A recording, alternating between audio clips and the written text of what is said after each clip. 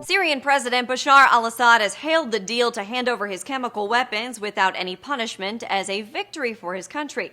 But the U.S. and its allies are warning, not so fast. We will not tolerate avoidance or anything less than full compliance. We are all agreed, and that includes Russia, that there will be consequences. Following a meeting of their foreign ministers in Paris on Monday, the U.S., France, and Britain announced they're seeking a strong UN resolution aimed at holding Assad accountable. That deal, negotiated last week by U.S. Secretary of State John Kerry and his Russian counterpart Sergei Lavrov to destroy Syria's chemical weapons, laid out an ambiguous timetable for disarmament. Assad has been given until the middle of 2014 to fork them over, a process the UN Security Council will oversee. That's under a Chapter 7 UN resolution which says if Syria doesn't comply, there will be consequences. That resolution, however, doesn't specify whether those consequences include military or economic sanctions. Still, getting Russia to even agree to a Chapter 7 resolution in the first place was pretty significant.